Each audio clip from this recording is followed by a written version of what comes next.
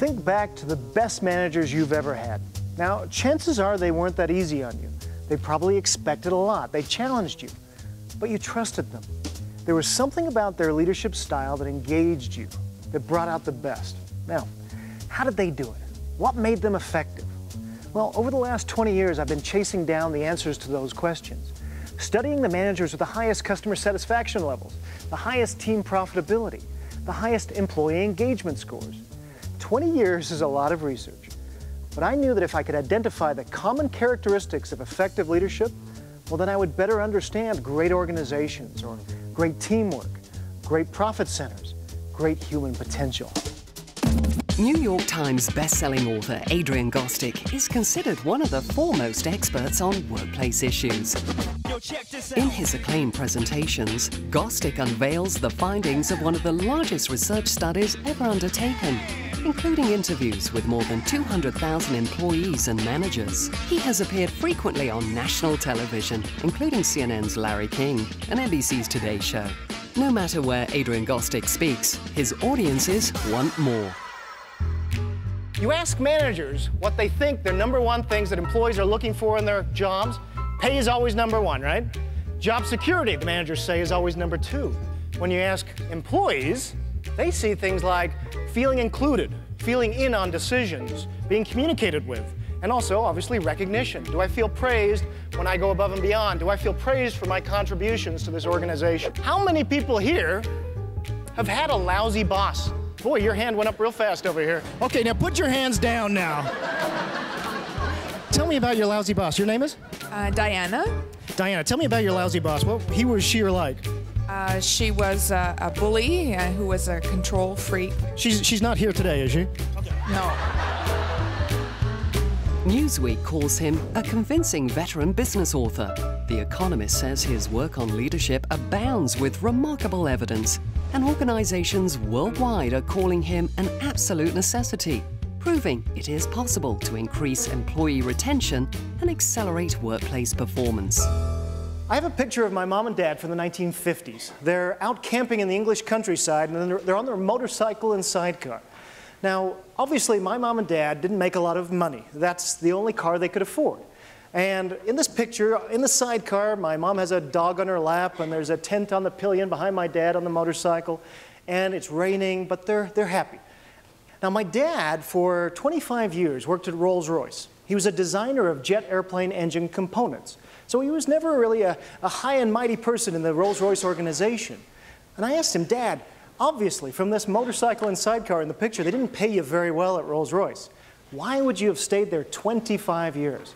And his answer was very interesting to me. He says, first off, Adrian, it wasn't about the money. He says, every day I was excited to go into work because it was very innovative. Managers and engineers were trained to listen to us. They actually went through training in the 1950s to listen to and respect their employees. He says they were also taught to recognize us. If I added something to the drawing, my name would be added to the draft, which went up to senior leadership and to the client. He said there were even days where he would literally throw his fist in the air because he was so excited to go into work. That's what we're talking about when we talk about work culture, employee engagement. Is there a difference in work environments? If I said to you, what's the fun airline to work at? What would you say? Southwest, yeah. Recently, the New York Times did a study where they showed that it is statistically harder to get hired as a $10 an hour baggage handler at Southwest than it is to be accepted into the Harvard School of Business. Statistically, it's harder to work on the tarmac in 120-degree weather in Phoenix, throwing bags for $10 an hour, than it is to get accepted into Harvard. Chester and I were kind of joking, our kids are coming up to college age, and you can just imagine after high school, they say to us, well, Dad, I think I know what I want to do with my life. I want to go work for Southwest as a baggage handler. And you have to say, whoa, slow down, son. You may have set your sights too high. Apply to Harvard instead, because it's much easier to get in.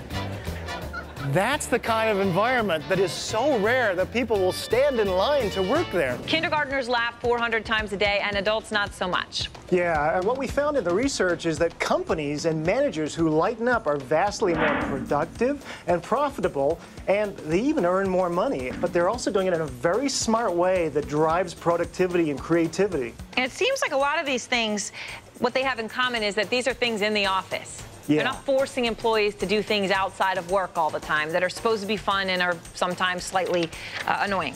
Yeah, there's nothing worse than, getting dragged after hours with the CEO who wants to do karaoke. What we're talking about here is having fun and linking it to work. Laughing at work could be good for business. It actually is. It's no longer the soft side of business. Our researchers found that in the best places to work, those Fortune 100 best places to work, 80% of people say they're having fun on the job. Most people's workplaces, I don't think it's anywhere like 80%. This is the science of leadership. A lot of people think, this is warm and fluffy kind of stuff. This is not kumbaya. This is not, fluffy, soft kind of stuff. But to begin, if each of you would just reach to the person next to you and just give them a little kiss on the cheek. If each of you could do that. No, I'm just kidding. No, don't do that. You were going to do it, weren't you? So let me bring this all together with one example. This is from Norton Healthcare. This is a great healthcare organization in Louisville, Kentucky. They have about 10,000 employees. A few years ago, Norton Audubon Hospital, which is the heart hospital, had an issue. Their food service department had 1% customer satisfaction nationally. So the CEO knew he had to do something, and he brought in a new director. His name was Mike Julson. Within 6 months, Mike took that department from 1% nationally, customer satisfaction, to 99% within 6 months. Now, I asked Mike, I said, how in the world did you do that? And he said, it wasn't me, it was my people. My people made all the difference. They made the change. I said, well, Mike, were they a different team? Were they different people? And he said, no, it was pretty much the same group. I said, Mike, then you probably made a difference. What did you do differently? And Mike said, well, he says, I just thought my people had been beaten up long enough. And so he says, we changed everything. He says, we praised. We even praised mistakes for a while. We praised when they arrived on time. We praised when they smiled at customers. We just thanked people for their jobs. And we listened to them. We listened to them on menu ideas and ways we could help our patients. My chef in his tall white hat started making rounds to patients and asking how they were doing. It made such a difference that people started showing up on time. They started coming in and caring about the customer experience.